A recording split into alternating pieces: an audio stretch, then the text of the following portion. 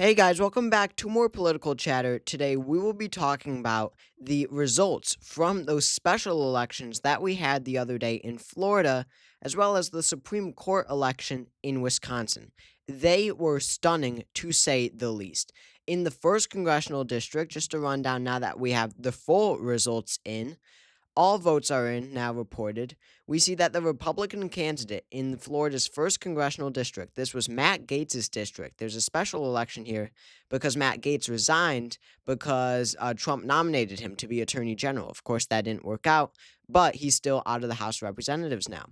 So this was Matt Gaetz's district. Now, in the last election, for context, in the 2024 race, Matt Gaetz beat Gay Vallimont, the Democrat who, again, ran in the special election, by 32 percentage points. This wasn't on anyone's radar.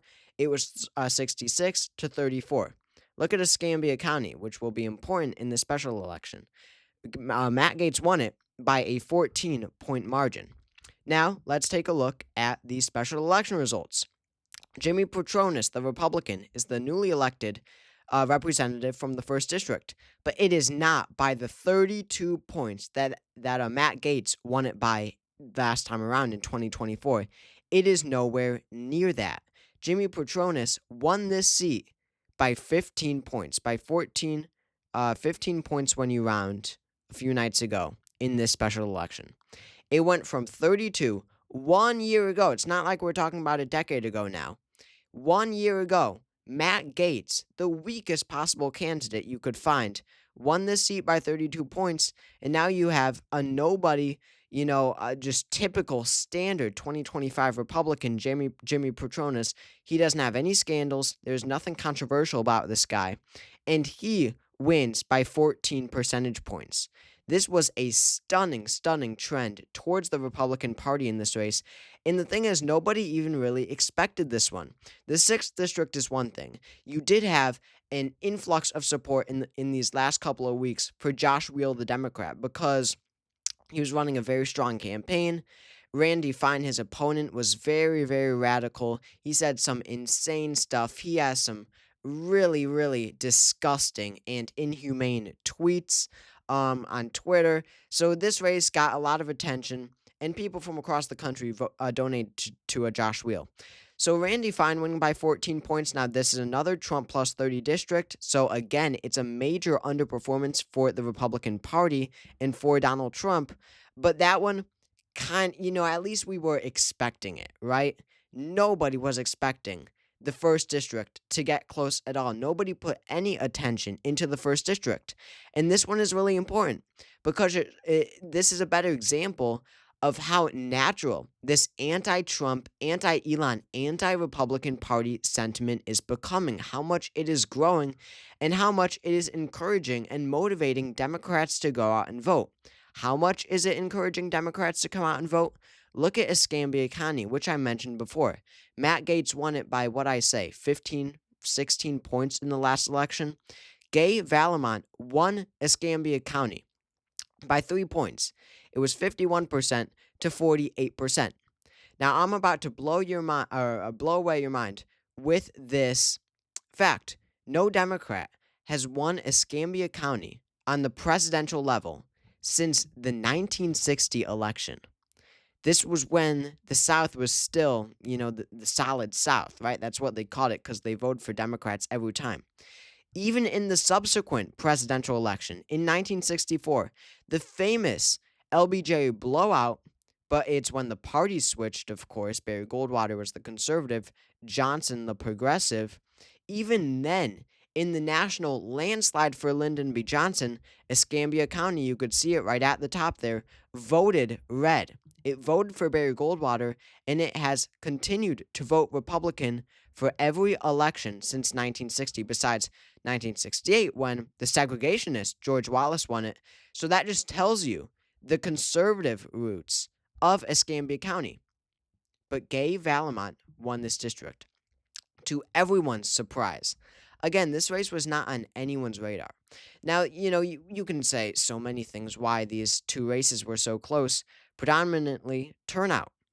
The parties are developing as we're speaking now. This Trump era has really changed who votes for which party.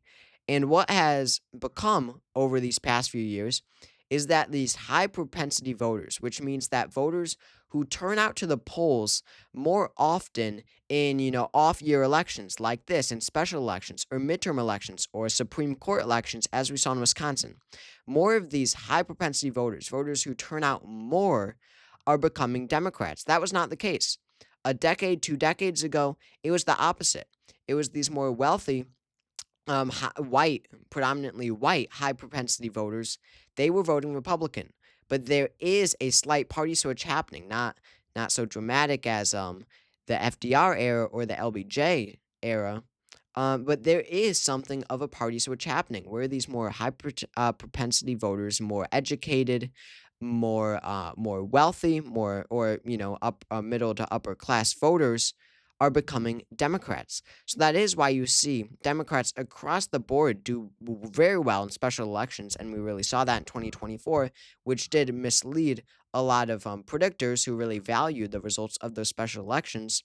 But regardless, it really I I mean, even in the special elections in 2024, they weren't like this.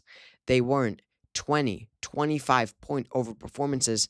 Not to mention, you had a race be a referendum on Elon Musk in Wisconsin with the Supreme Court election.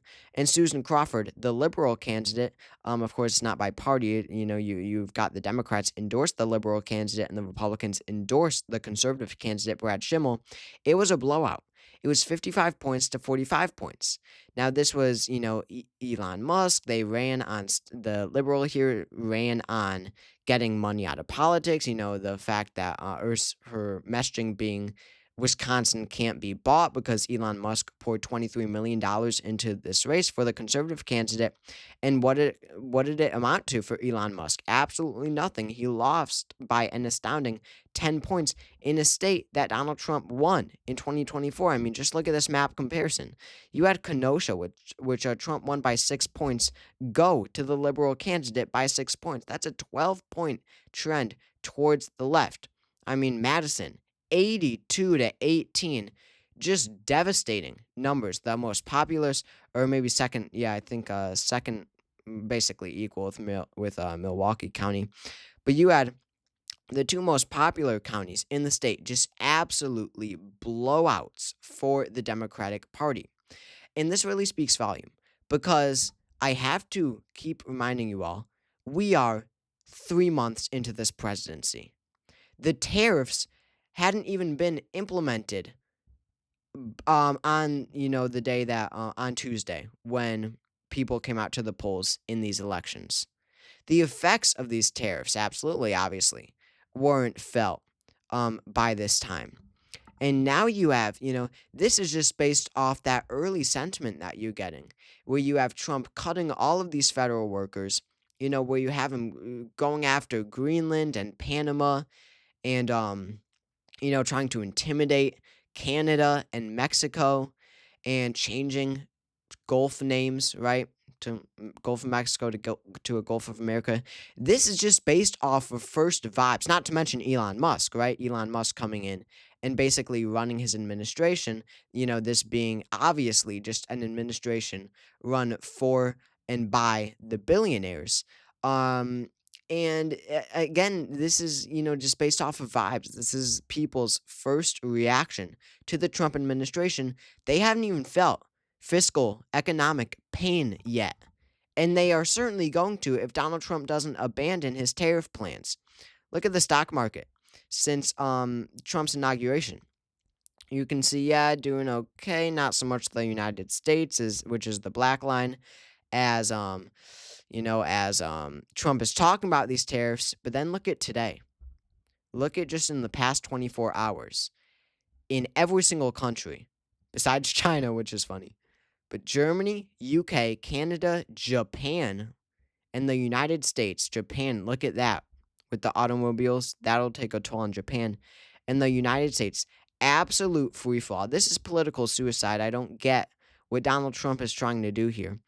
Because Trump doesn't strike me as someone who really cares about long-term goals. If he's got to believe, if he truly believes that these tariffs will be successful, he's got to believe that these effects will be felt after his presidency. He strikes me as someone who wouldn't care how the economy is after his presidency.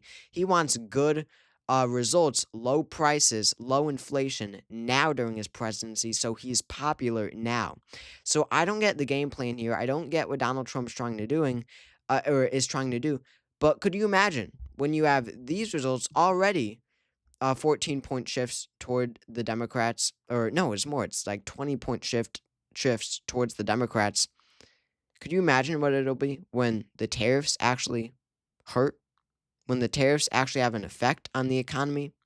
Because, for better or for worse, what it takes for Americans to really turn on someone like Donald Trump is a bad economy.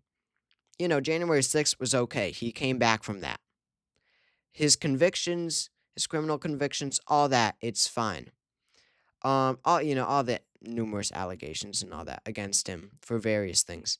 It's all fine. What it really took in 2020, he would have been reelected just fine if COVID hadn't happened. What really took a toll on him was the fact that people were doing really, really bad during COVID financially. Nobody had money, everyone was unemployed, and that is what truly destroyed him. And that it looks like so far, based off his plan, that is what we are going to see once again. So the 2026 midterm should be a blowout. But look at this. Look at this. I mapped out what the 2026 midterms would look like if every single congressional district shifted towards the Democrats as much as Florida's first did in this election. Now, will that happen? Absolutely not. It's a special election. These high propensity voters that are now Democrats are going to turn out more frequently than Republicans. But just look at that. Just to put it into perspective, how insane this Florida first result was. Every dark blue district is a flip. You're flipping about 70 districts across the country. Look at that tally. You need 218 for a majority. Democrats would be put at 282 seats, Republicans at 153. I saw, I posted this too, but there's a slogan going around on social media right now. You need a Hoover to get a Roosevelt. And, if I will just remind you, what I mean by that is, of course, from 29 to 33, 1929 to 1933, you had Hoover. And the Great Depression. He didn't do anything. He believed in indirect relief and rugged individualism. He refused to help the American people. And then you had 1932, where a new, fresh face comes in and gets this electoral map. You never, ever see something like this from, throughout American history, from a non-incumbent candidate for president. FDR won this landslide being a non-incumbent, just being the governor of New York. He just comes out of nowhere and wins in a landslide. This is not possible. But by today's standards, a landslide is possible for the Democrats in 2028 because there are so many similarities between Trump and Hoover, and we will see just how bad this economic situation gets. But the signs are there that people are already fed up with Trump enough to give Democrats historic, insane victories.